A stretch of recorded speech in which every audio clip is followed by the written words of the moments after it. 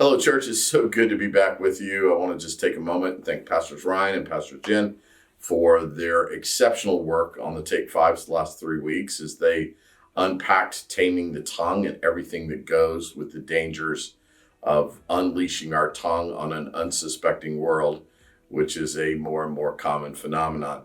And so it's not unusual to me as I read this text to see what follows that passage about taming the tongue. So we're going to pick it up in chapter 4 of James. And here's what he says beginning in verse 1. What causes fights and quarrels among you? What a great question. What causes fights and quarrels among you? Don't they come from your desires that battle within you? You desire, but you do not have, so you kill. You covet, but you cannot get what you want, so you quarrel and fight. Just pause there for a second. I would say this is a biblical statement about entitlement. The reality that we feel like we are owed something. Then he picks it up. He says, you do not have because you do not ask God. And when you ask, you do not receive because you ask with wrong motives. I'll be back to that. That you may spend what you get on your own pleasures. I mean, we've all been guilty of that, right? We've all been guilty of asking God for something that really was not inside his will. We knew it was not inside his will, but it's something we desire. I would argue that we are living in an age of rage. It is everywhere. It is on airplanes at 30,000 feet. I just read an article the other day that at least one Disney park somewhere in America or throughout the world has had at least one fight a day since the new year started. We see fights breaking out at concerts. We see fights breaking out at sporting events. We see fights at gas stations, and it's just crazy. We see arguments in the grocery store, and there's just this age of rage we're living in that just does not feel like anybody has got anything but their own self-interest in mind. And I think that's part of what made yesterday's sermon by Jason so powerful, was that he just called it out, say this whole philosophy of you do you. This is what James is talking about. The selfishness that permeates our culture and the anger that comes from it. There was a time in my life, I hadn't been in ministry very long, and I grew up in sports, and so there were times in my young life when I dealt with anger issues, and between Jesus and Dee Dee, they get those things purged for me. But I remember going into ministry, and somebody challenged me, or it was a conflictual situation, and I can't even remember what it was. But I remember looking at that person and saying, listen, you just need to know that I haven't been doing this Jesus thing long enough for you to get in my face. Right? So, I mean, what was that inside of me? That was a desire to say, hey, you can't talk to me like that. Instead of being humble about the situation, my response was what? Anger, right? So here's what I think. I think we try to do behavior management.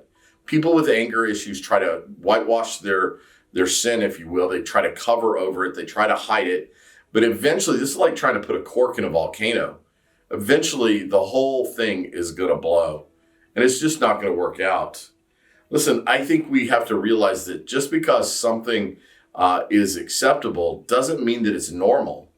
And this is my concern for us as we live inside a broken country right now, is that what has become acceptable should never, ever be assumed to be normal. It is just not normal. It shouldn't be normal for us to go off on our neighbor or somebody in the grocery store or pick a fight with somebody at a sporting event. It just shouldn't. Dee Dee and I were blessed about 2 weeks ago. We had a chance to go to fabled Yankee Stadium to watch our Astros play the Yankees. I told Dee Dee to dress subtly because I didn't want us to get shanked at Yankee Stadium for being Astro fans. So Dee Dee, of course, wears the brightest orange Astro shirt she owns, just sticking out like a sore thumb in a sea of pinstripe blue and all this kind of stuff. Well, can I tell you, the fans around us could not have been nicer. They could not have been more gracious. They just defied all the stereotypes that people hear. And we had a delightful time. And we engaged our rivals and we talked baseball, and it was a good day. And I thought to myself, isn't this how life is supposed to be? Isn't this what it should look like? It's interesting to me that Moses delivers the people of Israel out of Egypt in a single night. In a single night, they're gone. But if you read the story really well, it takes 40 years to purge Egypt out of their hearts. And I think that happens for us. I think we come to Christ. And we want to have this discipleship. We want to have this way of following Jesus.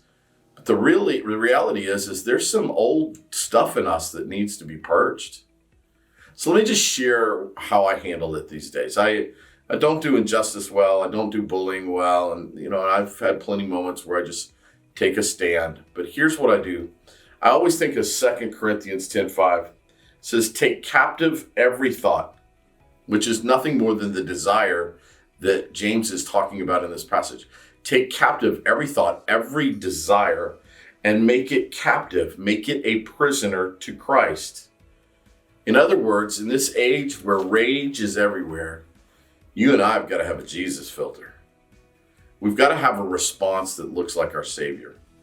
We've got to have a response that doesn't accelerate anything. All right, last words. So I know I haven't taught in 3 weeks, and so I have a tendency to go over, but I'm just going to make one more comment. Here's what I want to tell you. When Ryan first came to us, one of his first sermons was one of the most impactful sermons I've ever heard in my life. He talked about asking the question, is this helpful? So when you find yourself in a conflict, when you find yourself in a disagreement with a family member, when you find yourself in a place where tensions are about to rise, where rage is fixing to dominate the moment, just ask yourself, is this helpful? Is this really going to matter? In the overall scheme of things, in the kingdom perspective of things, is it going to matter? That sermon was super helpful to me. And I try to ask that question always before I engage any conflict. Is this going to be helpful? Church, I hope this is helpful to you as we own the fact that we live in an age of rage. And we own the fact that we too can be culprits in permeating this through culture. So we just need to stop, engage the Jesus filter, and ask, is this helpful? I love you so much. I know it's been a minute over, but I can't wait to be with you next week. Have a great week.